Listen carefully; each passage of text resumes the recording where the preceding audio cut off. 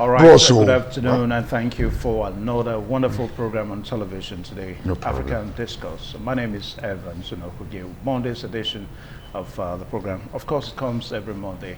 So this is another edition of the program, African Discourse, where today, well, first and foremost, let us, on this program also share our condolence, for former presidents who passed on Sunday. Former President Muhammadu Buhari. So as the nation awaits his return from the UK, we pray that God Almighty will repose his soul. Amen. All right, so today on the program African Discourse, we are going to be looking at one man that he is the oldest president in the world today. And incidentally, we are privileged, I should say now, to have him in Africa, talking about Paul Biya, who is 92 years of age.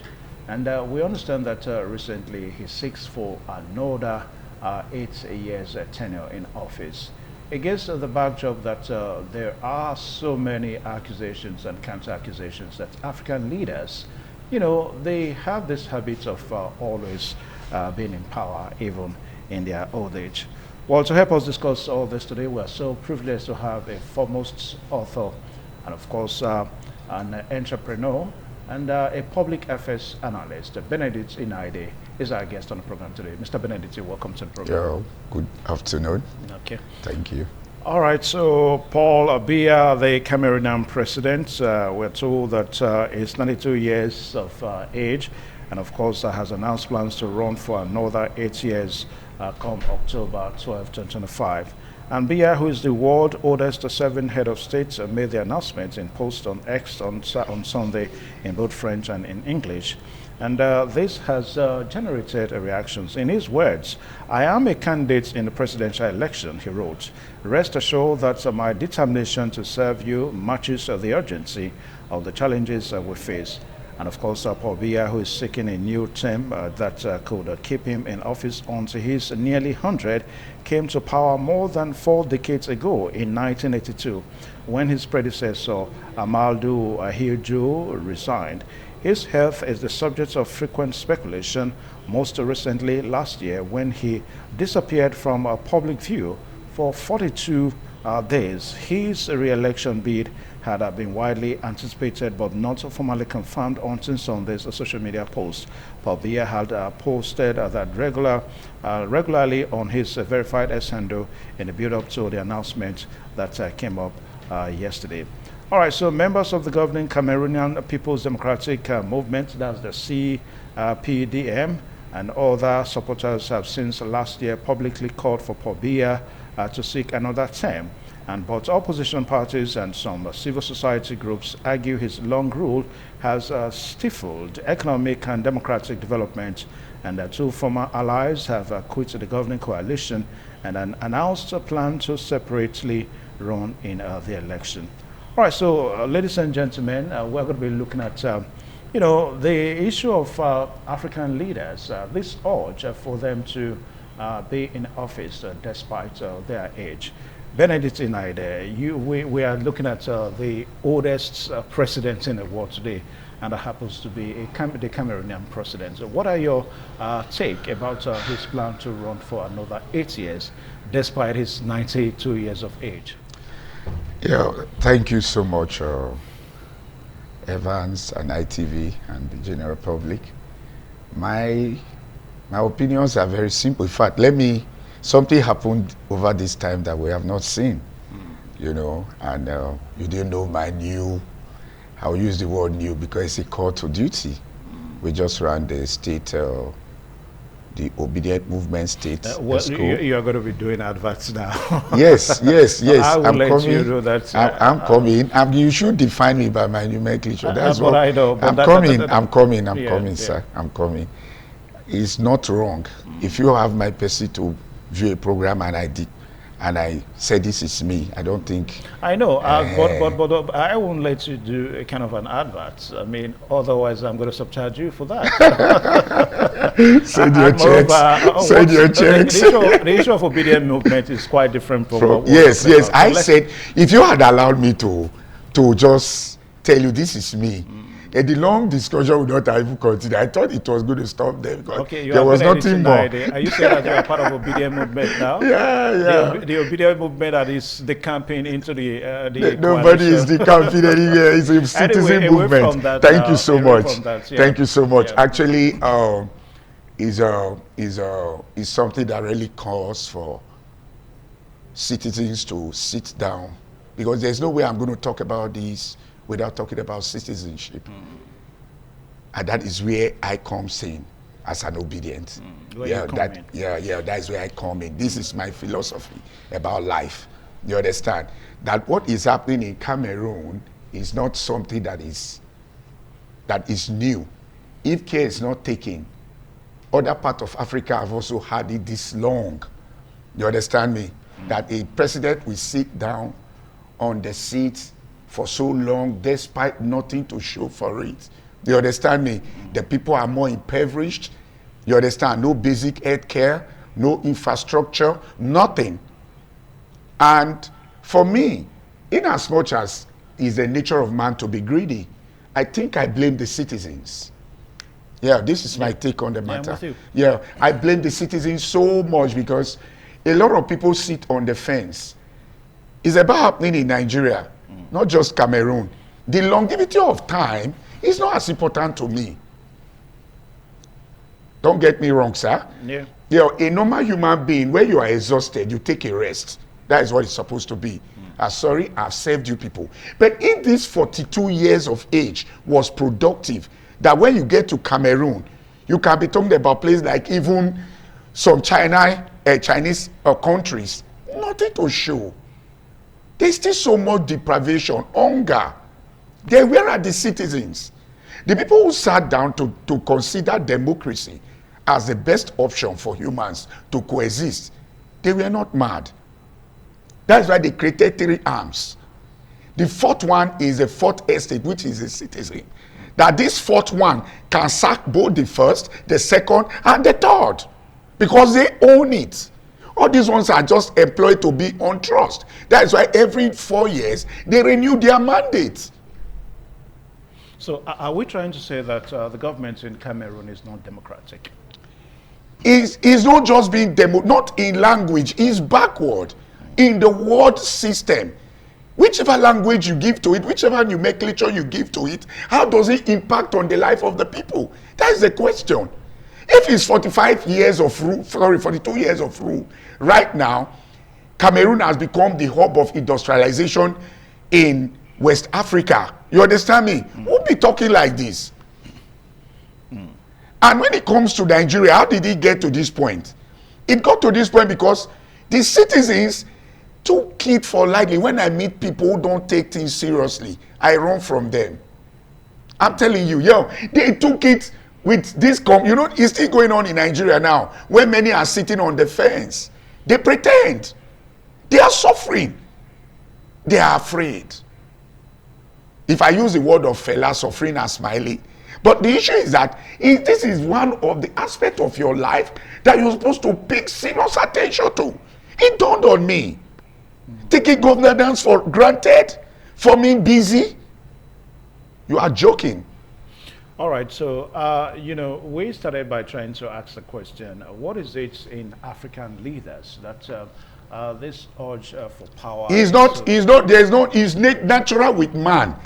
It's the citizens that You can sit properly. I'm sitting properly. I know it's I'm sitting, see it this way. This man do not put himself, he's running under a political party. He's not running as an independent. It's the animals that are there in the political party. What has happened to them? Are they under some kind of influence? Does it represent the modern world? Are they from Pluto? Can you see what is going on? Age is not even as important. You understand me? But the years that you have put in, what do you have to show? The poverty rate is still 0.000 points endlessly. Okay. All right. So it's because the citizens they are lazy. They refuse to take responsibility. Nobody is going to do it. That's what dawned on me in the case of Nigeria. Nobody is going to fix Nigeria. Since I got into citizenship, And when it obedience, do a lot of people are sitting on the fence. They're not ready to do anything. They want Nigeria to be ready. They will come and be playing.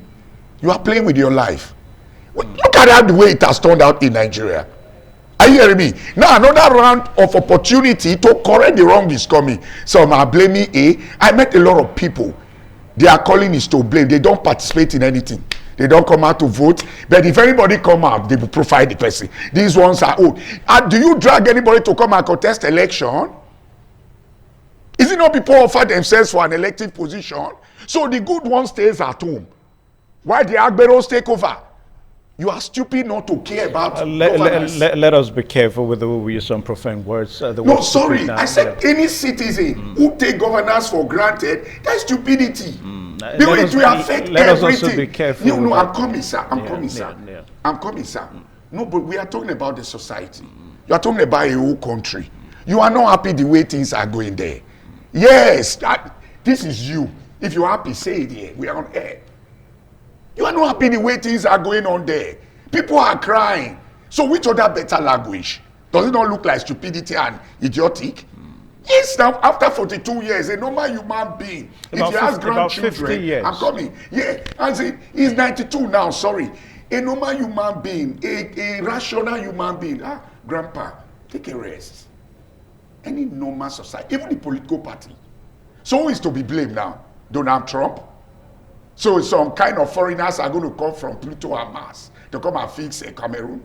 That is why Nigerians should wake up. We are going to keep having a recurrent bad and inept government if we don't take decisions to say no, we don't agree with this. It's your responsibility. It's your civic duty to say no, I don't want this to happen. Then you join, not to sit down. Let me tell you, many people complain, but they sit on the fence. They are not ready to give their time. They are not ready to give their 1 naira. They complain. They are the bad people.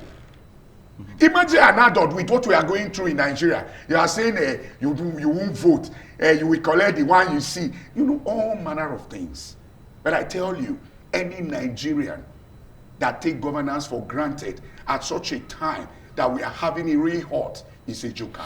Anyway, we are looking at, the program is African Discourse, so let's try to stay on the topic and also stay on issues around other continents. Even if we make references to Nigeria, it's a part of the continent, Africa. Well, a while ago, we started by looking at how Paul Biya is seeking another 8 years tenure, even if he has ruled Cameroon for about 50 years. And as it stands now, Paul Biya happens to be the oldest, world leader in the whole world. He has done about 50 years in office, and he's 92, so he seeks another 8 years. So if you add 8 years to 92, he's going to be 100 plus at the expiration of that 8 years. We're going to be looking at some African leaders that have ruled for some years, and some of the information we are following is that with the geopolitical landscape shifting and the world rapidly evolving in 2025, some of the longest serving African leaders managed to retain power for more than 3 decades. These leaders have come under pressure for failing to enact political and constitutional reforms that can guarantee smooth transition of power. Some of these leaders have even survived multiple assassination attempts and opposition movements, yet they have remained firmly in control by amending constitutions and controlling elections outcomes to be in their favor. And that seems to be what our guest Benedict Inaide, was trying to talk about a while ago when he was trying to make allusion to what is also happening in Nigeria. Now, some of the leaders that have ruled for some years now, first and foremost, we have Paul Biya. Paul Biya, we're told, that has held presidency in Cameroon since on the 6th of November 1982. He stands as the second longest reigning president in Africa, and of course the world's oldest current non-royal national leader and the planet's eldest head of state.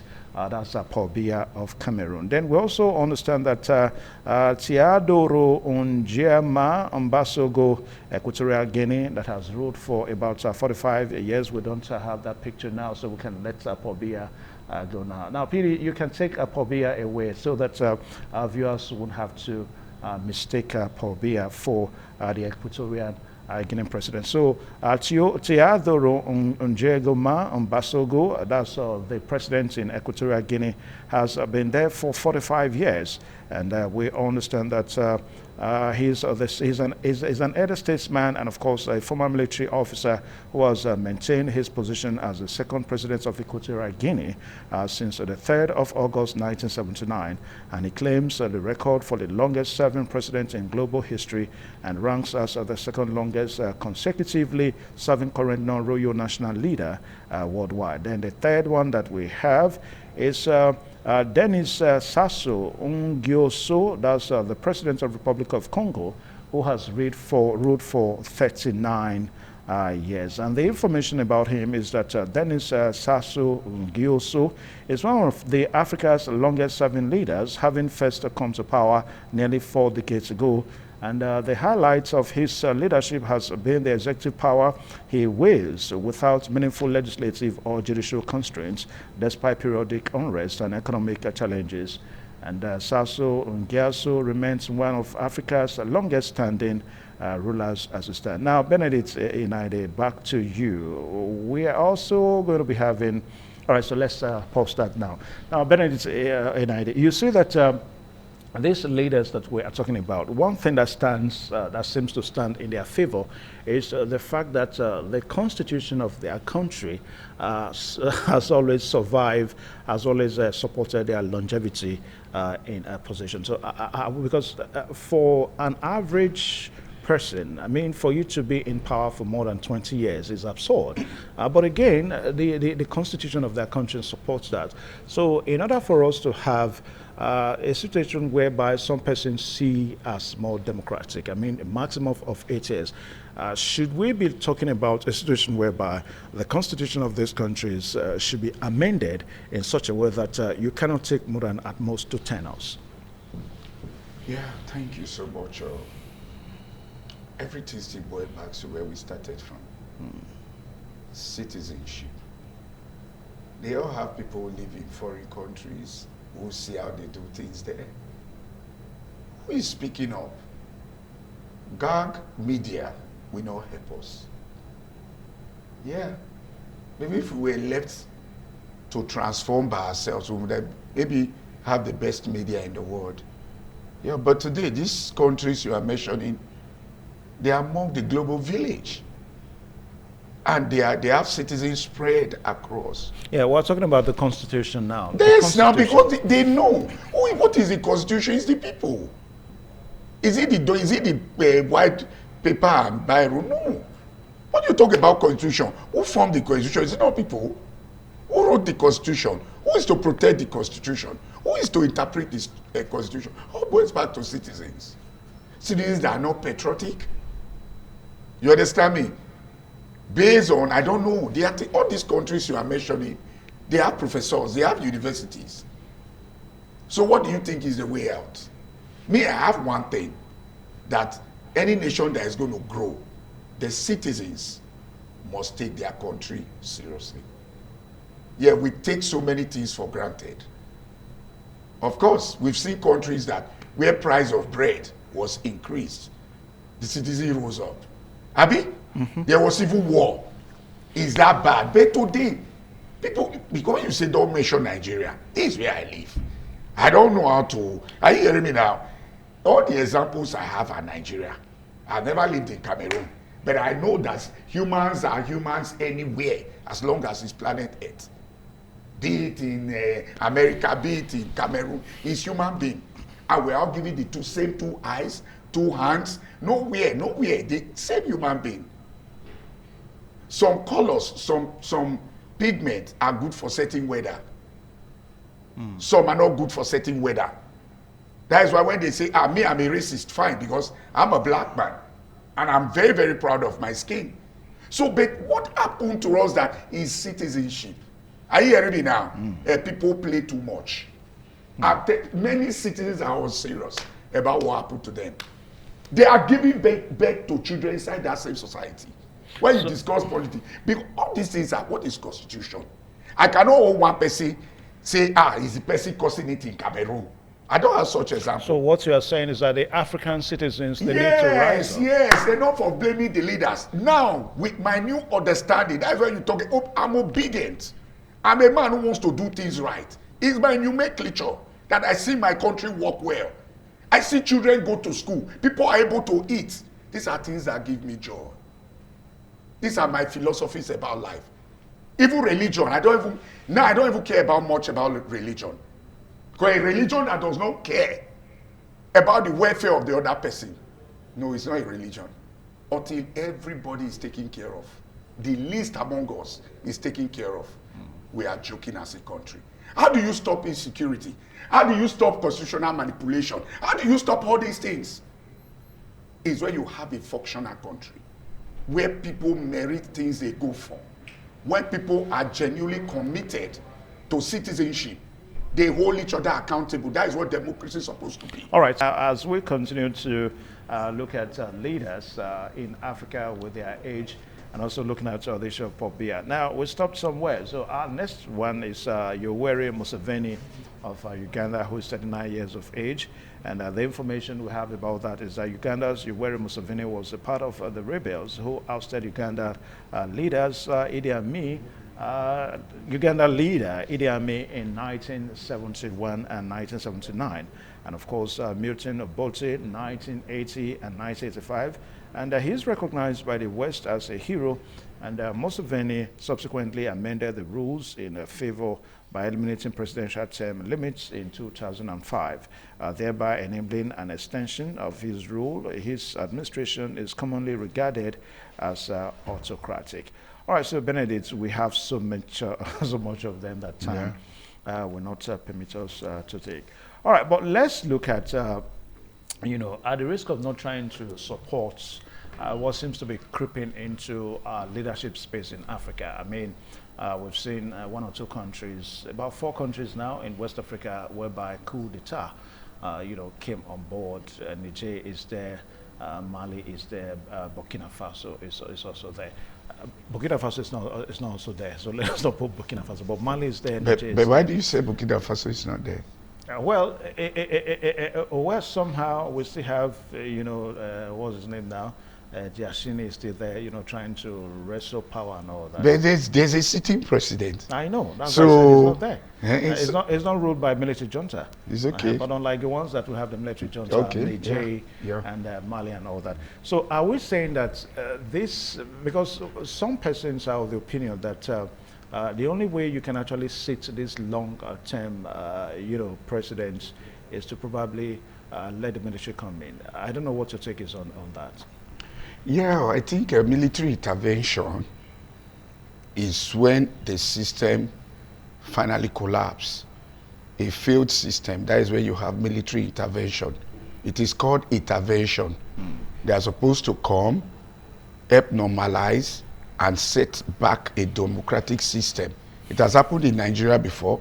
It's just that for the greed of humans and humans anywhere, whether in uniform or anywhere, you understand me? Yeah. Yes. That is why those that handed over to this democracy, I still have certain regard for them. You understand me?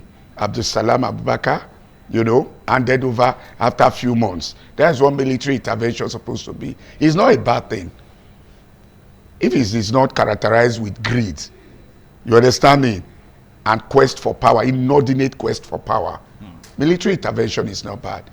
Of course, the legacy, the infrastructure we have today, despite I never supported their long stay in Nigeria, they built Lagos.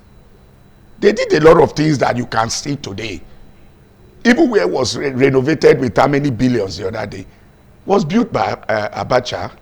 You understand me? So what am I saying? They have their flops, but I'm of the opinion that when governance, when democracy has failed, military should intervene. They are part of the society.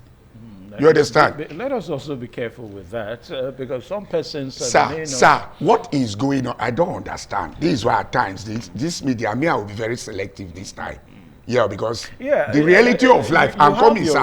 Yes, I'm coming, sir. If that is what we are saying, that is what we are saying, sir. When you say where democracy has failed, the military. Yes, let me tell you how it has failed.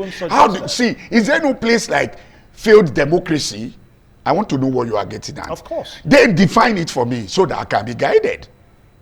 So I'm not just using words that I don't know. When I say failed democracy, I know. What are the tenets of democracy? There are pillars of democracy. One of them is security. Abi, when there are no citizens there's no governance. Before you talk about democracy, security of lives and property. Abi, has it not failed in many nations? You know how many people die in Africa country, even in Nigeria every day? So why do we come here to pretend about it? So people are not dying. Is there security? No, Oga. I'm a Nigerian. All right, so away from that now, what are we looking at now? Now, if we have a situation whereby we keep on having aged leaders in Africa as presidents. Citizens that failed. Well, let me ask the question. Where do you think is going to take the country? Is what Obedient is doing now that we stop it? I'm coming. Okay. No, I won't let you use. Okay, wait. I'm coming. Okay, sorry for that. Yeah. Sorry for that. Yeah. See it this way. Citizens must rise up. It's citizens that can change it. I have studied. Sir, I'm doing my PhD. Peace and conflict. I did my master's there. I found out that in every society, the greatest investment of God on planet Earth is man. All the problems, all the solutions are with man. Where we are right now, the quagmire we are right now, is only when the citizens rise up. Identify. You have sense. You can still reason. If you collect 20,000, you are selling your 4 years for 2. Because this is where this education, if it did not get down, you are not doing. We are only wasting our time. I know, but thank you. This is it, Benedict. The question I'm asking is that if we keep on having, we can't keep having them only when the citizens get up and say we don't want status quo. How do we achieve it? Today, this is the first time I see citizens coming together. We know ourselves. We can identify ourselves. We know those that have genuine intention. They should come out. There is no any other way. If you sit down in your parlor, watch television, and criticize from your phone, meanwhile the citizens are meeting, trying to gather. How are you going to change it? Should I encourage carrying violence? I'm not a violent person.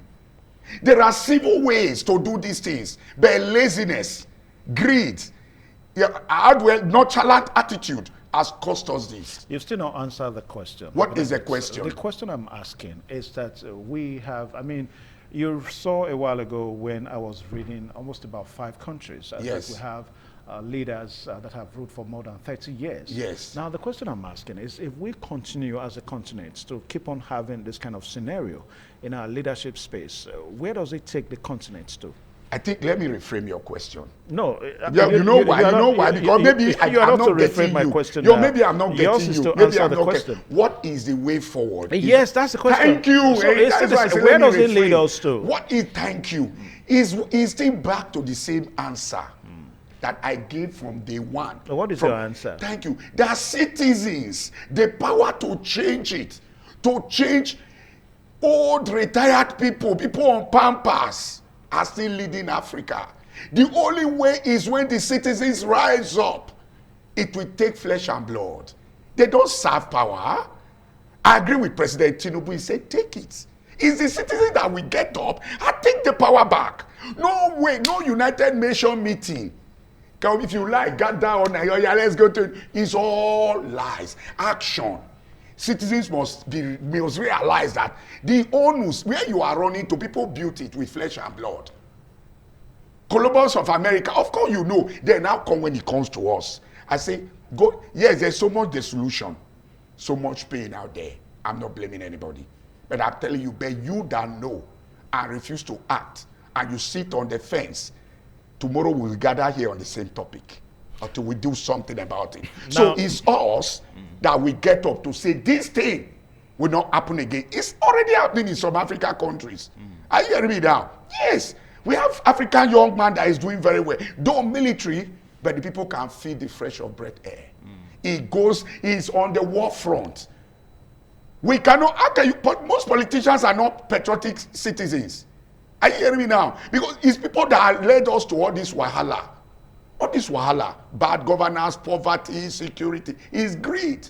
All right, so let us look at the issue, because we understand that some time ago, I think it was during the time of President Muhammad Buhari, the former president that just died, we saw the Not Too Young to Rule campaign.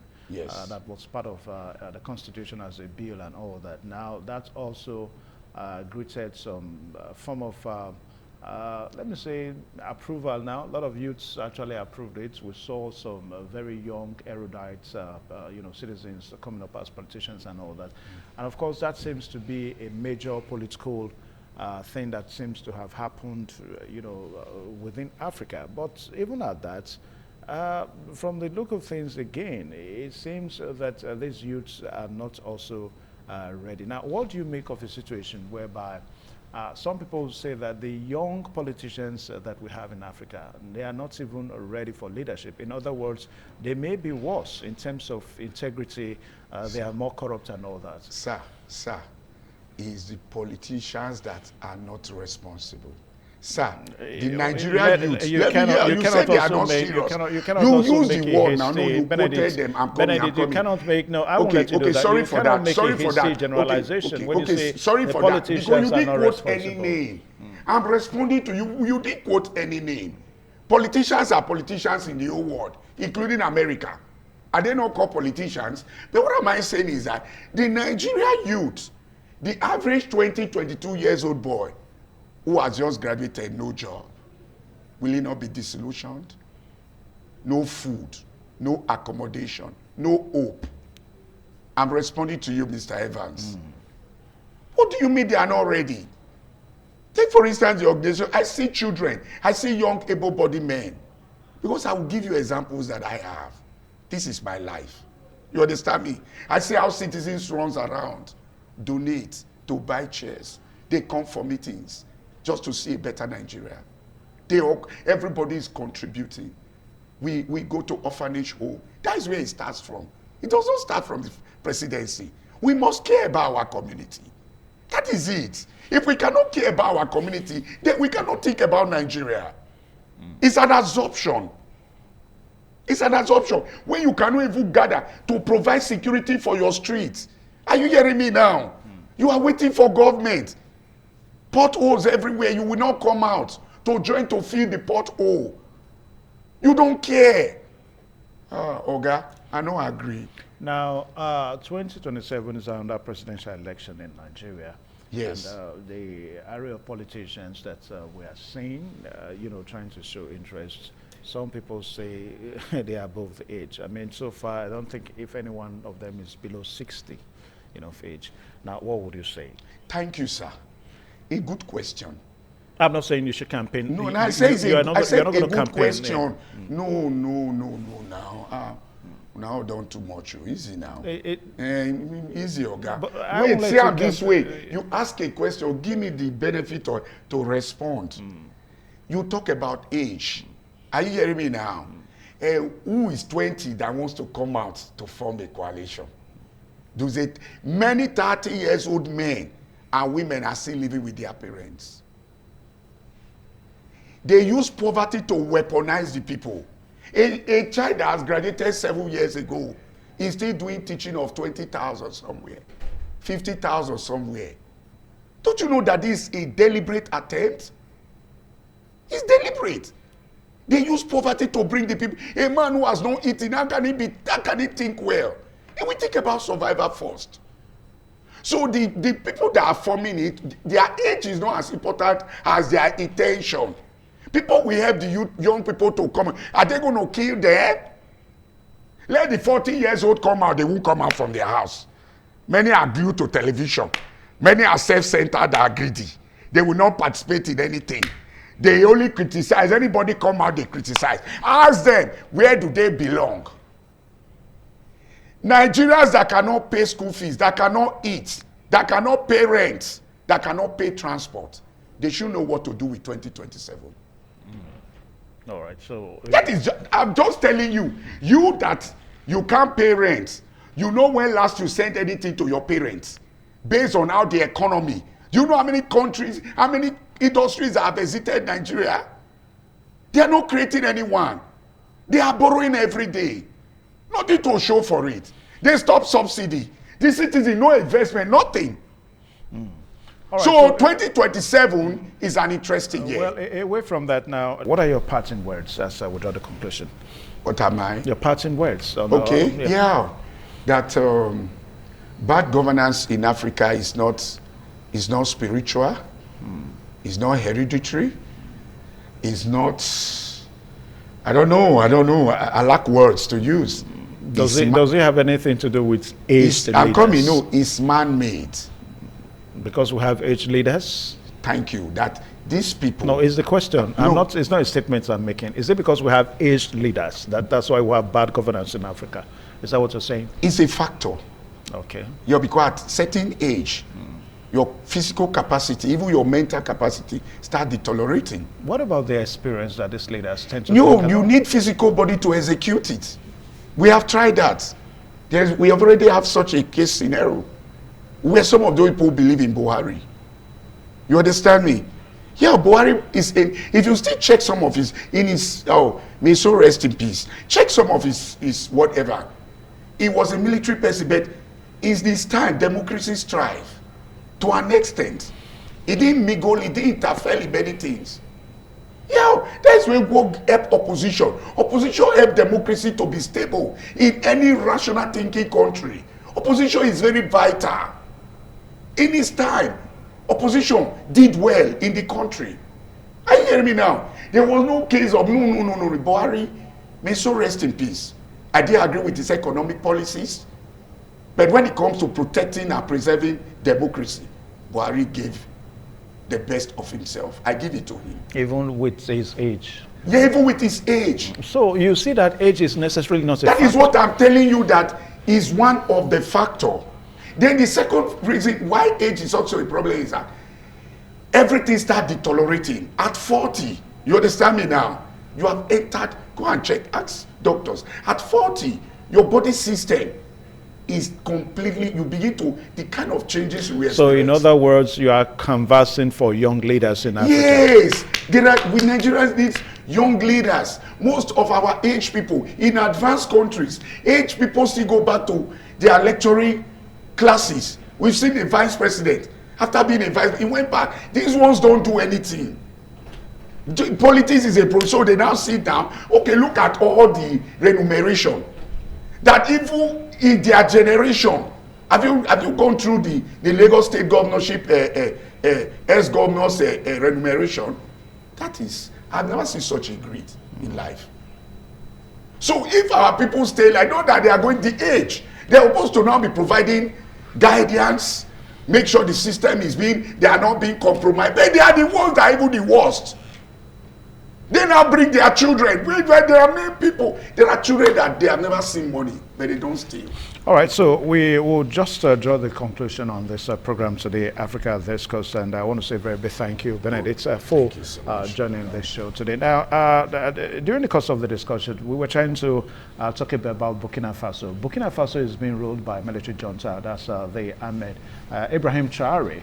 And we also talked about the Philip Seketse. Philip Seketse is the president of the ROC, that's the Democratic Republic of Congo, so that we don't mix this up. You know, when discussions are on, you are bound to want to think outside the box. So Benedict, one more time, thank you so much on the program today. All right, so this is where we end the program today. Until the same time next week for another exciting edition of the same program, African Discourse. My name is Evan Sunokuge. Goodbye and God bless you.